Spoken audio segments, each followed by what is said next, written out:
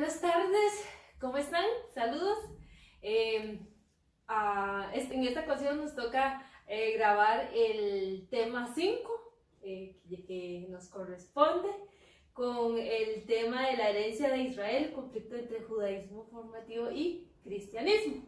Entonces, igual como siempre les decimos, esperamos que estos videitos les sirvan un montón para complementar las respuestas que ustedes nos envían, aparte de estar reforzando con los videitos del Padre Manuel y bueno, y todo eso. Entonces les mandamos muchos saludos, abrazos y muchos cariños, agradeciéndole siempre, ¿verdad?, por todo su apoyo, su cercanía, y pues esperamos que también se estén cuidando mucho en esta situación para que pronto volvamos otra vez, ¿verdad?, a encontrarnos. Bueno, buenas tardes, ¿cómo están? Esperamos que bien, como siempre, les decimos cuidándose mucho, ustedes y sus familias, tomando las precauciones del caso, agradeciéndoles también el apoyo que siempre recibimos de ustedes, especialmente los que están participando activamente en el chat, respondiendo a las preguntas, y todos aquellos también y aquellas que nos han apoyado en todas las actividades que hemos hecho, ¿verdad? Como la Semana Bíblica, la formación que tuvimos del Laudato con Jaime Michea, bueno, todas las actividades, la novena que hicimos con respecto a Claret, ¿verdad? Y como les habíamos dicho ya en el WhatsApp, no es que no vayamos a hacer más videos caseros, claro que sí, pero es que hemos estado muy ocupadas por ser el mes de septiembre, mes de la Biblia, que hubo tantísimas actividades y de las cuales también nosotros éramos partícipes y organizadoras, y además se junta con el mes de octubre, que es el mes claretiano, la celebración de los 150 años de la Pascua de nuestro padre fundador San Antonio María Claret y los 150 años de la llegada de los claretianos a América. Entonces son demasiadas actividades, entonces por eso no hemos tenido tiempo de hacer los videos caseros, pero ya estamos retomando. Como decía Marjorie, hoy toca el encuentro 5, yo voy a ser la que hago las preguntas y ella es la que va a responder. Y al final del videíto vamos a aclarar 3 conceptos importantes que se van a tocar en el próximo encuentro. Entonces necesitamos que ustedes los tengan claro para que puedan entender las respuestas del encuentro 6 y complementar, ¿verdad? Entonces vamos a iniciar con la pregunta número 1, que dice: ¿qué representa la guerra judaica y cuál fue su consecuencia evidente? Dice que representa el acontecimiento más importante de la historia de las poblaciones de Palestina del primer siglo. La consecuencia más evidente fue el fin de la relativa autonomía política y económica de Israel, que se vuelve ahora provincia romana de Judea. El templo fue destruido y con ello desaparecen las tradicionales instituciones religiosas y culturales de los judíos, como el sacrificio y las fiestas. También la sociedad judaica fue profundamente sacudida. Primero, desaparecen definitivamente los saduceos, o sea, la clase sacerdotal, los esenios, los celotas, vencidos en guerra. Solamente sobreviven los campesinos y los fariseos, por su tradicional neutralidad política. Muy bien. Y eso es importante entenderlo, porque a veces en los textos la gente dice, pero ¿cómo va a ser posible? Si en el texto salen los saduceos, los herodianos, los no sé qué, ¿verdad? ¿Y por qué entonces dicen que ya no existían los grupos? Porque recuerden que los textos bíblicos se escriben mucho tiempo después y son memoria del pasado, ¿verdad? Entonces se incluyen cosas que habían pasado antes. Por ejemplo, Jesús se supone que va al templo, ¿verdad? Y resulta que ya no existía templo cuando se escribieron los evangelios. Especialmente Mateo, Lucas. Mateo y Lucas, porque bueno, digamos que Marcos queda en duda, ¿verdad? Pero entonces necesitamos tener claro esto, ¿verdad? Por eso no podemos leer literalmente. Son cosas que se evidencian en el Evangelio, pero que son de épocas pasadas o de tiempo pasado y que se actualizan a la hora de escribir, y por eso uno piensa como que están pasando inmediatamente, ¿verdad? Entonces, recordar, ya el templo no existía y habían clases, por lo menos la clase sacerdotal, que había desaparecido. Exacto. Ok, ahora la segunda pregunta dice, ¿quién es Yohanan ben Zakkai y cuál es su papel importante? ¿Quién es su sucesor? En esta pregunta también hay que ponerle mucha atención porque este personaje, bueno, en los talleres nosotros ya lo hemos escuchado, ya nosotros les hemos hablado un poco de él, pero hay que ponerle mucha atención porque igual nos va a salir en los otros encuentros, y si no sabemos quién es ahorita, no vamos a entender los futuros encuentros. Entonces, para tener presente eso. Yohanan ben Zakkai dice que es una figura de rabí que se dedicó a la reestructuración del judaísmo posterior. A este rabí se le atribuye la base espiritual y conceptual del judaísmo posterior. Él transfiere el centro político y administrativo del judaísmo de Jerusalén a Yabnia, ciudad en que se refugió huyendo del cerco de Jerusalén. En Yabnia funda la primera escuela o academia de estudio de la ley, responsable por la promulgación de la Birkat Haminim y por la fijación del canon de la Biblia judaica. Recordemos que les habíamos ya explicado en un encuentro también lo que era lo de las Birkat Haminim, o sea, las maldiciones, ¿verdad? O bendiciones que a raíz de este rabí se comenzaron a promulgar, ¿verdad? Entonces, y más adelante nos va a decir también, pero nosotros ya se los habíamos dado en una explicacióncita y también en los talleres. Y por lo de la fijación del canon de la Biblia judaica, recordemos que cuando se hace la separación de los judíos ortodoxos, digamos, y de los cristianos, de estos primeros seguidores, lo que se hace en Yabnia es que se fija, o sea, se les obliga a usar solo la Biblia hebraica, la Biblia judía, recordemos, la ley y la Torá. Entonces, eso es lo que hace a raíz de la promulgación de este rabí. Su sucesor fue el rabí Gamaliel el Joven, quien logra un reconocimiento político y administrativo por parte de los romanos y una relativa participación en el sistema judicial romano, con la institución del Sanedrín y del Patriarcado. Poco a poco, los influyentes rabinos restauran la autonomía judaica bajo la ocupación romana. Muy bien. Hay que tener en cuenta, ¿verdad?, que es que era lo que les explicábamos la vez pasada. Esto que está explicando Marjorie, que es la reunión de Yabnia, que lo hemos visto montones de veces, ¿verdad?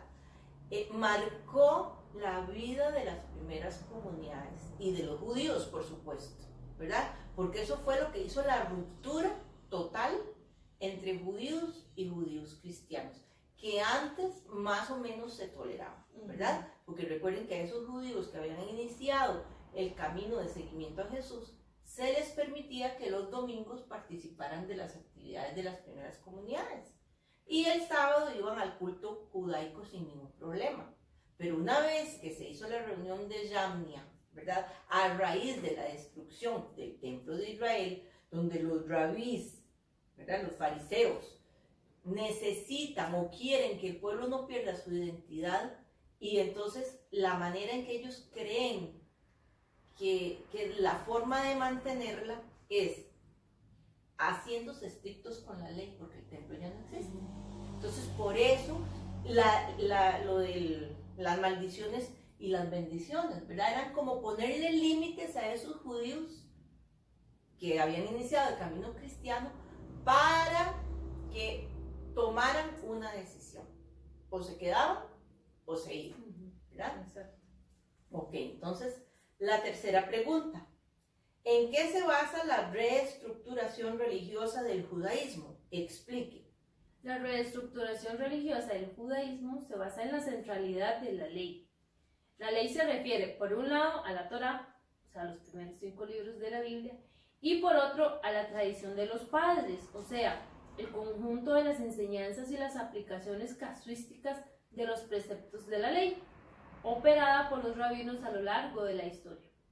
Torá y tradición tienen la misma importancia y autoridad, tanto que se cree que ambas remontan a Moisés.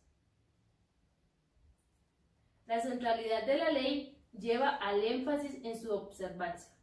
Desde este momento, la observancia legal sustituye el sacrificio al templo, que ya no existe más. El judaísmo que los rabís fariseos proponen alrededor de la ley y de su observancia alcanza también a la diáspora judaica, en cualquier lugar del imperio y de la historia, garantizando una identidad religiosa capaz de perpetuarse en el espacio y en el tiempo. Entonces podemos ver acá que esta rigidez, ¿verdad?, que empezó en Yavnia se extendió a otros lugares en donde estaban todos los judíos, ¿verdad? Entonces la observancia de la ley tenía que ser el centro de sus vidas.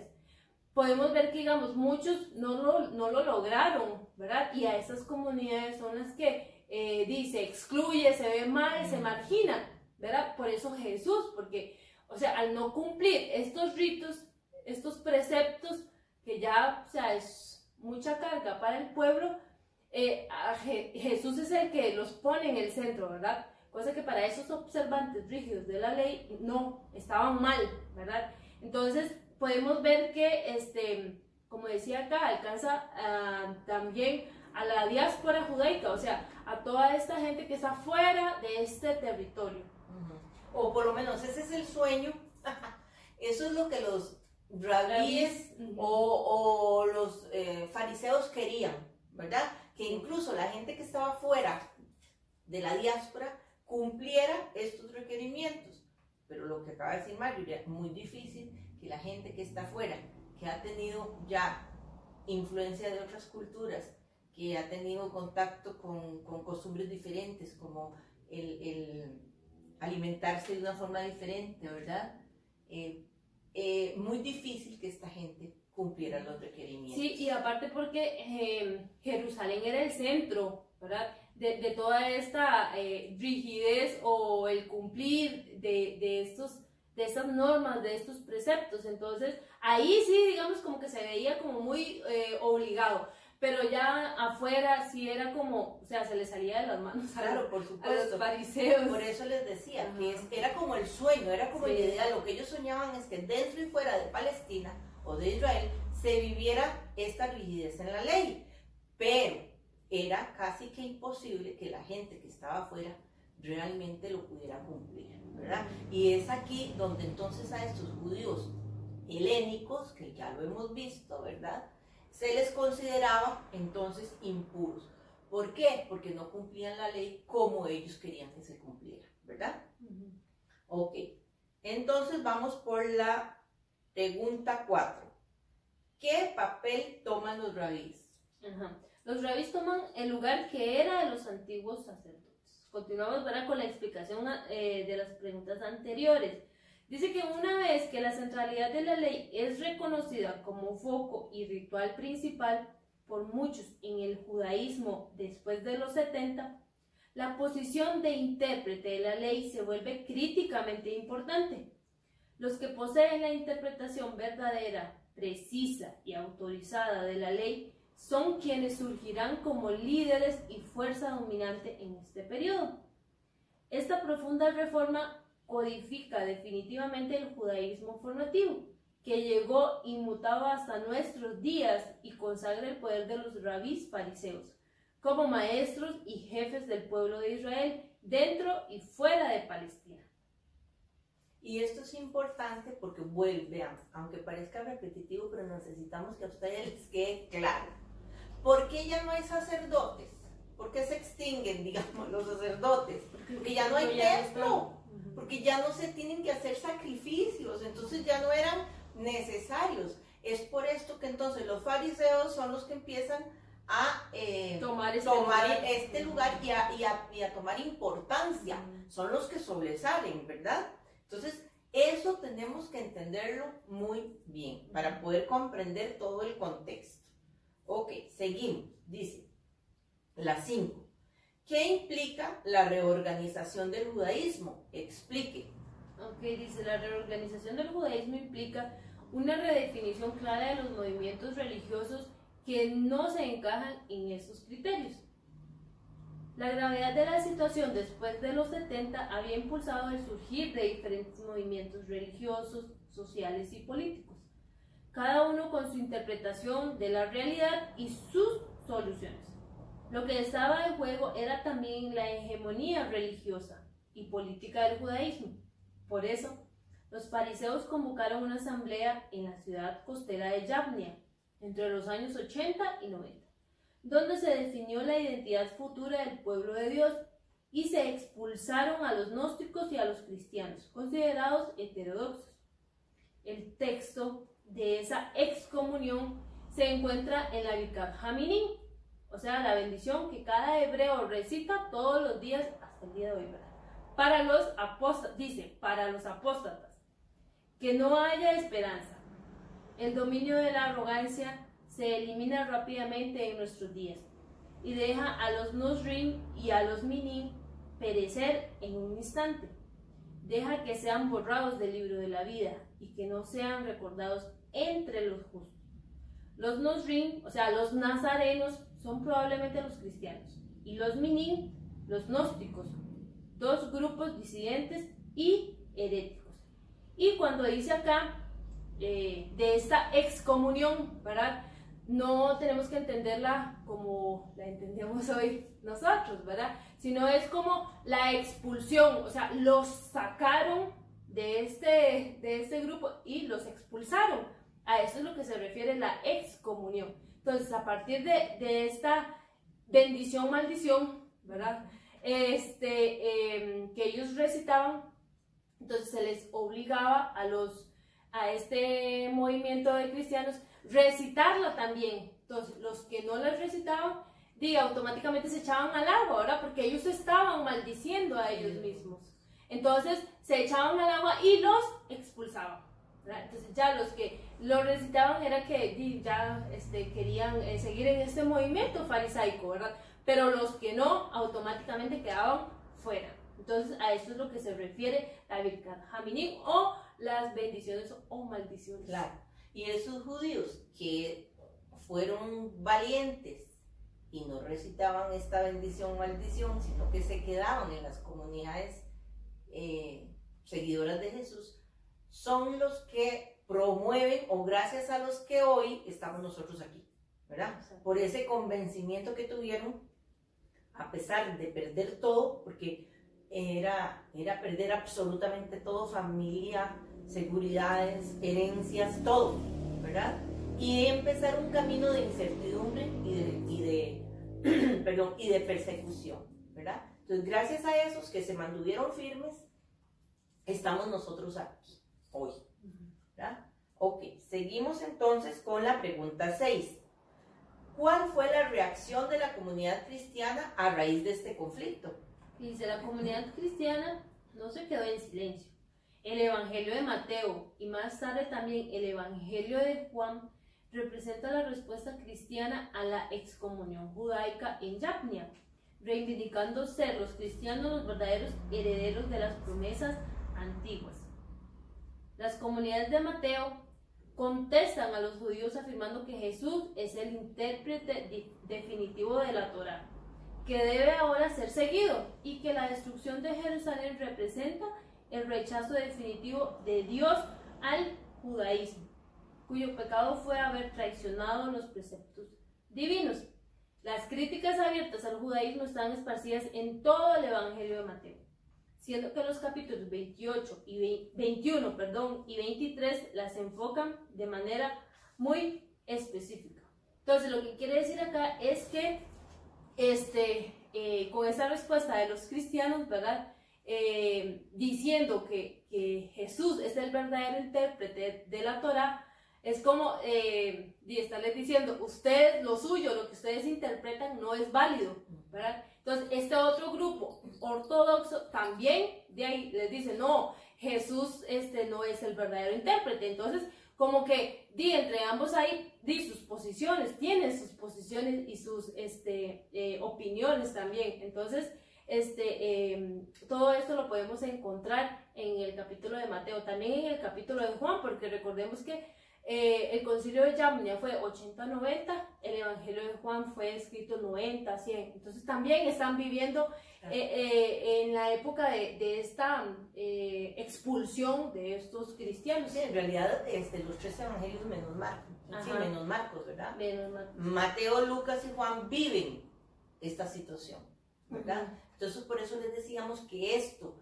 de la división que hubo entre judíos y judíos cristianos marcó para siempre, hasta la fecha, la vida tanto de los judíos como de los cristianos. Y cada uno, como decía Mario, tenía su posición. Los fariseos seguían creyendo que ellos eran los intérpretes, y los judíos que estaban siguiendo a Jesús, ¿verdad? Los seguidores de Jesús, ya para ellos ya los intérpretes no eran los fariseos, sino que el intérprete era, de ahora en adelante, porque era el Mesías, el mismo Jesús. Dice, el conflicto con el judaísmo es decisivo para la separación definitiva entre cristianos y judíos.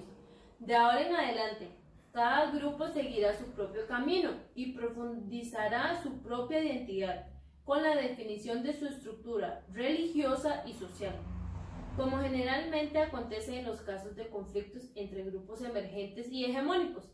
El énfasis de Mateo será en una ética radical que se expresa en la imagen de producir frutos, que los encontramos en estos versículos. Guárdense, en el 15, guárdense de los falsos profetas que vienen a ustedes con disfraces de ovejas, pero por dentro son lobos rapaces. En el 16, por sus frutos los conocerán. ¿Acaso se recogen uvas de los espinos o higos de los abrojos? Así, todo árbol bueno da frutos buenos, pero el árbol malo da frutos malos, como dice en el 17. En el 18, un árbol bueno no puede producir frutos malos, ni un árbol malo puede producir frutos buenos. En el 19, todo árbol que no da buen fruto es cortado y arrojado al fuego. Y termina con el 20, así que por sus frutos los reconocerá. Esto lo podemos encontrar en Mateo 7, del 15 al 20. Para Mateo, solamente la ética podrá revelar la verdad de la propuesta cristiana, que es dar buen fruto. Claro. Y la acusación es a los fariseos que no están dando buen fruto. Esa es la denuncia que está haciendo eso. Exacto. Ok, entonces vamos a ir finalizando con la pregunta número 7, que dice así. ¿Cuál ha sido la reflexión de los estudiosos con respecto al Evangelio de Mateo a raíz de este conflicto? A raíz de este conflicto, los estudiosos piensan que el Evangelio de Mateo fue redactado en Galilea, entre Séforis, Tiberíades, Cafarnaúm, Betsaida u otra ciudad de la región. Otros, por el contrario, apuntan a la lejana Antioquía, argumentando que el conflicto llevó también a la apertura de las comunidades a los gentiles y al progresivo distanciamiento del judaísmo. Debido a ello, la audacia mateana necesitaba forjar cierto discurso que, al mismo tiempo, estableciera la legitimidad de su matriz judía e interpretación de la Torá. Se instruye a los judíos de habla griega en cuanto a los orígenes de su tradición, y se funda una nueva historia de Israel a partir del evento Jesús, que abarcará a judíos y gentiles.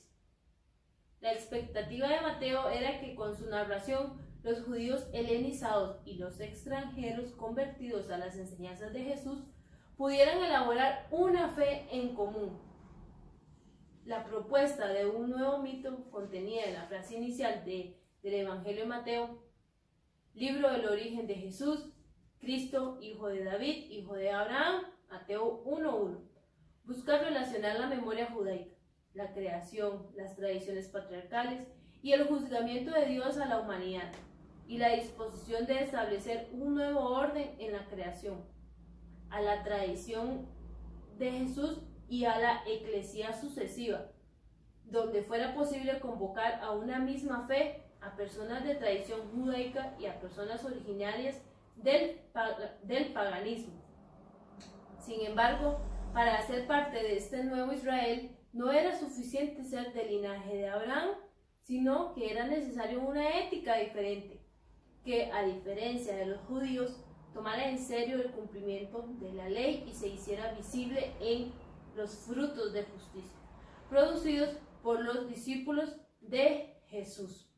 Entonces podemos ver acá en donde dice que a la tradición de Jesús y a la eclesía sucesiva, o sea, que algo nuevo está naciendo, ¿verdad? Y esto nuevo que está naciendo son estas comunidades, ¿verdad?, que se están viendo por sus frutos, ¿verdad?, que verdaderamente están siguiendo a Jesús, que verdaderamente aprendieron del Maestro, ¿verdad? Y sus frutos son de justicia, ¿verdad? Y esto abarca la fraternidad, la inclusión, el amor, el respeto. Entonces, esos son los frutos. Igualdad. Exacto, esos son los frutos que estas comunidades que están surgiendo, estas comunidades nuevas, se les tiene que notar. Y otra cosa importante es que estas comunidades van a estar formadas tanto por judíos que ya se han liberado o se han apartado de ese judaísmo tan ortodoxo, ¿verdad?, sino que son de mente abierta, ¿verdad? Casi en su gran mayoría judíos helenizados, ¿verdad?, que ya les hemos explicado varias veces qué es esto, ¿verdad?, que han sido permeados por otras culturas, que hablan otro lenguaje, que tienen otras costumbres, ¿verdad? Son más libres. Y también por los paganos, que al darse cuenta precisamente de estas actitudes de estas comunidades, se sienten atraídas y quieren ingresar. Pero esto, recordemos que no fue tampoco tan fácil para las comunidades de Mateo, ¿verdad? Ese era como el ideal. Lo que pasa es que en el momento en que empezaron a convivir juntos, para los judíos, que aunque tenían una cierta apertura, todavía les costaba, ¿verdad?, aceptar a los paganos. Entonces, todo es un proceso, ¿verdad? A veces uno quiere leer en el texto como que vivieron felices para siempre, y no es así, ¿verdad? Era como el ideal que tenía Mateo en sus comunidades. Pero recordemos que en los textos bíblicos, cuando se habla de un conflicto y que hay que solucionarlo, es porque el conflicto se está dando, ¿verdad? Ok, entonces había gran división, pero la idea que tenía Mateo era que convivieran juntos y que se les viera, ¿verdad?, este resultado de estos frutos, ¿verdad?, de igualdad, todos los valores del reino. Ok.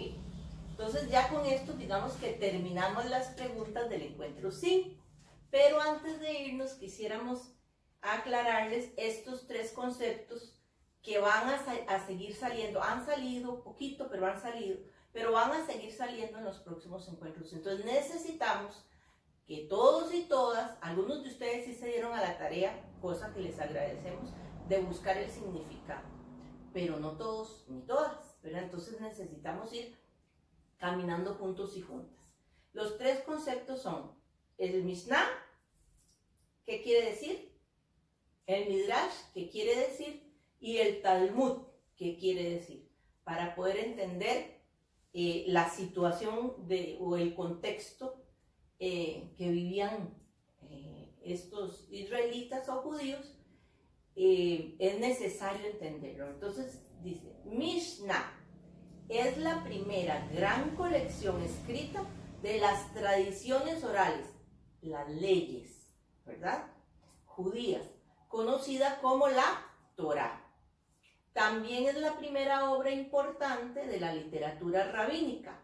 La Mishnah fue redactada por Yehudá Hanasí a principios del siglo III después de Cristo. Entonces recordemos, es la primera gran colección escrita de las leyes o tradiciones orales judías, conocida como la Torá, ¿verdad? Entonces, el conjunto de leyes que fueron después retomados de la oralidad y puestas por escrito. Esa es la Mishnah. Ahora necesitamos saber qué es el Midrash. El Midrash es un término hebreo que designa un método de exégesis. Y recuerden que exégesis lo que quiere decir es como estudio, ¿verdad? O de estudio de los textos, dirigido al estudio o investigación que facilite la comprensión de la Torá. Son como relecturas, ¿verdad? Para poder hacer más comprensible estos textos de la Torá. Eran también comentarios legales a los textos y significa buscar, investigar, estudiar. Ese es el significado de Midrash, ¿verdad? Entonces, ¿qué podemos entender por el Midrash? Relecturas de los textos que facilitaran la comprensión de los mismos. Exacto, ¿verdad? que de hecho, Gis, nosotros se los hemos dicho, por ejemplo, cuando decimos, ay, Mateo tomó el texto tal de Génesis, por ejemplo, él lo que hizo fue eso, un midrash, es una relectura de ese texto que él lo está, exacto, actualizando en su comunidad. Entonces, mucho, de hecho, la mayoría del Segundo Testamento hacen este método. La Biblia está llena de midrash. La Biblia está llena de midrash, que son relecturas, ¿verdad? Ok. Y ahora el tercer concepto, que es el Talmud. ¿Qué significa o qué es el Talmud? Es el libro que contiene la recopilación de la tradición oral acerca de la religión y de las leyes, que ya dijimos que es el Mishnah, y los comentarios a la Mishnah. El Talmud es una interpretación abierta de la Torá. Entonces, ven, el Talmud es un libro que contiene todas estas interpretaciones, ¿verdad?, que se han hecho de la Torá. Bueno, entonces ya con esto finalizamos. Ojalá que de verdad pongamos atención a estos conceptos, porque como decía Margaret hace un momento, si no entendemos esto ya, nos va a costar mucho entender los próximos encuentros. Exacto. Entonces hay que ponerle especial atención, ¿verdad? Y por eso ustedes nos verán que nosotros repetimos y repetimos y repetimos como loritas, porque es necesario dejarlo claro. Bueno, entonces ya finalizamos este encuentro número 5. Les deseamos una bonita tarde, que estén bien, que Dios los bendiga, que se sigan cuidando, porque necesitamos estar bien para poder reunirnos pronto en forma presencial, poder tomar este cafecito que todavía está pendiente, que nos hace tanta falta, poder abrazarnos, ¿verdad? Compartir en forma más directa la vida. Aunque así, pues, por dicha estamos comunicados y comunicadas, pero hace falta esa cercanía. Y la única forma de poder lograrlo juntos y juntas es tomar las precauciones del caso. Así que estén bien, que Dios los bendiga. Chao, abrazos. Linda tarde, cuídense. Chao.